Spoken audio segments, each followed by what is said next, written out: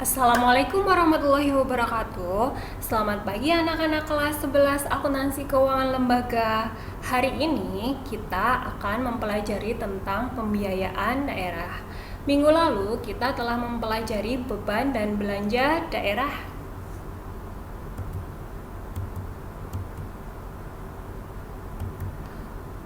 Untuk materi kali ini, ada kompetensi dasar yang harus dicapai oleh peserta didik, di antaranya menganalisis transaksi pendapatan daerah, belanja daerah, pembiayaan daerah, aset daerah, kewajiban daerah, dan ekuitas dana daerah.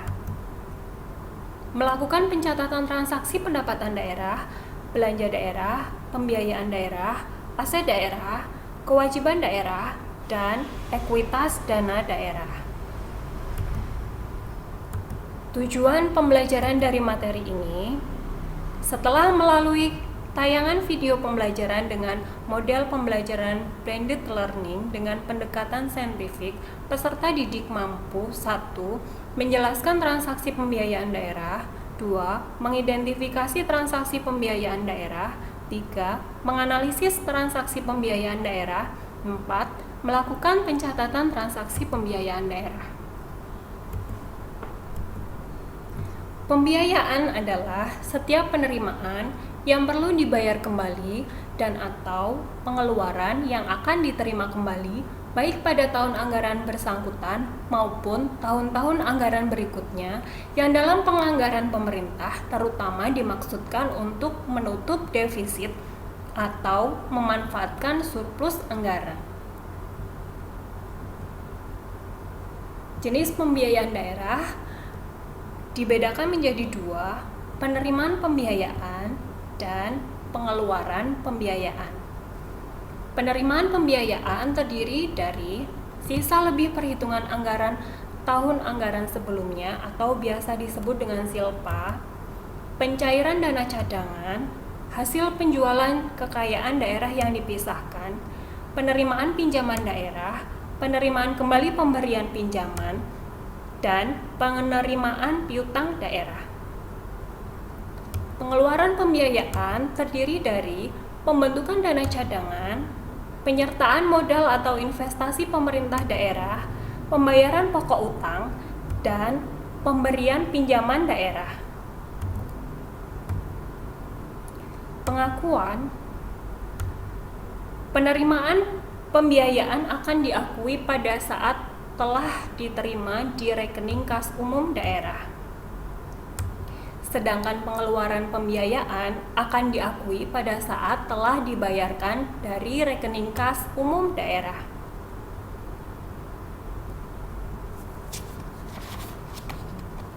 Nah, kita melanjutkan ke transaksi dan jurnal beban dan belanja daerah. Bisa sambil menyiapkan kertas dan bolpen ya anak-anak. Silakan dicatat.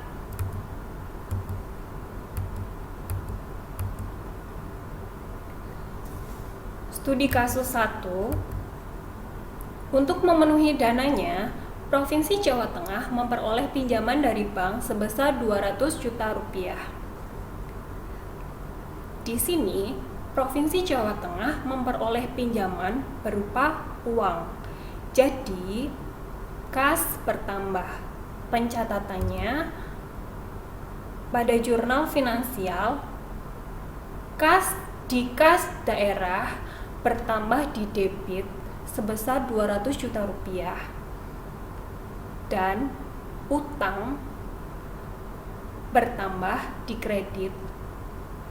Utang dalam negeri sektor perbankan di kredit sebesar 200 juta rupiah.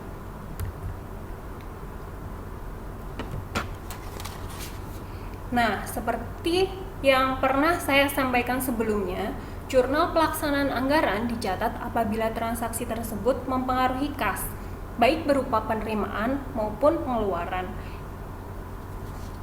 Dalam hal ini sudah pasti, kasnya bertambah berarti mempengaruhi kas. Pencatatannya, perubahan saldi debit sebesar 200 juta rupiah, kreditnya penerimaan pembiayaan pinjaman dalam negeri dari bank sebesar 200 juta rupiah.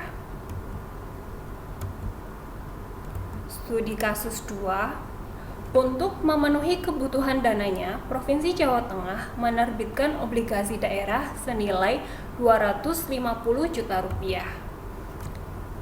Di sini sama dengan yang tadi, hanya bedanya berbentuk obligasi. Jadi pencatatannya sama. Kas di kas daerah debit sebesar 250 juta rupiah, utang dalam negeri obligasi dikredit sebesar 250 juta rupiah. Jurnal pelaksanaan anggarannya dicatat di debit perubahan sal sebesar 250 juta rupiah dan kreditnya penerimaan pembiayaan pinjaman dalam negeri dari bank sebesar 250 juta rupiah. Studi kasus yang ketiga, Provinsi Jawa Tengah memberikan pinjaman jangka panjang kepada BUMD dan Pemda lainnya masing-masing sebesar 100 juta dan 300 juta. Di sini Provinsi Jawa Tengah yang memberikan pinjaman. Pencatatan jurnal finansialnya, tagihan pinjaman kepada BUMD dicatat di debit sebesar 100 juta rupiah dan tagihan pinjaman kepada Pemda lain di debit sebesar 300 juta rupiah. Kreditnya kas di kas daerah sebesar 400 juta rupiah. Jurnal pelaksanaan anggarannya dicatat debit pengeluaran pembiayaan piutang kepada BUMD sebesar 100 juta rupiah, pengeluaran pembiayaan piutang kepada Pemda sebesar 300 juta rupiah. Kreditnya perubahan sal sebesar 400 juta rupiah. Selanjutnya studi kasus 4. Dalam setiap akhir periode dilakukan perhitungan dan pencatatan terhadap bagian tagihan pinjaman jangka panjang yang akan jatuh tempo. Misalnya masing-masing sebesar 25 juta dan 60 juta rupiah. Bagaimana pencatatan pada saat penerimaan atas bagian lancar tagihan jangka waktu panjang tersebut? Nah, jurnal finansialnya, kas bertambah di debit sebesar 85 juta. Di sini kasnya adalah kas di kas daerah. Kemudian kreditnya bagian lancar tagihan pinjaman kepada BUMD sebesar 25 juta rupiah dan bagian lancar tagihan pinjaman kepada Pemda dikredit sebesar 60 juta rupiah. Jurnal pelaksanaan anggarannya di debit perubahan sal sebesar 85 juta rupiah. Kreditnya penerimaan pembiayaan penerimaan piutang kepada BUMN sebesar 25 juta rupiah dan penerimaan pembiayaan penerimaan piutang kepada Pemda sebesar 60 juta rupiah. Studi kasus 5. Provinsi Jawa Tengah membentuk dana cadangan sebesar 80 juta rupiah. Nah, di sini berarti pemerintah Provinsi Jawa Tengah ini menyisihkan kasnya sebagai dana cadangan. Pencatatannya, jurnal finansial, dana cadangan di debit sebesar 80 juta rupiah dan kas di kas daerah kredit sebesar 80 juta rupiah.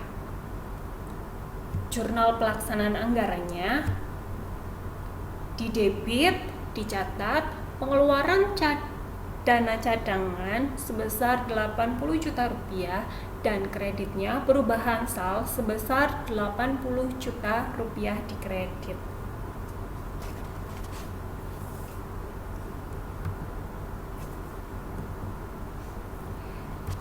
Daftar pustaka sebagai bahan referensi kalian. Terima kasih.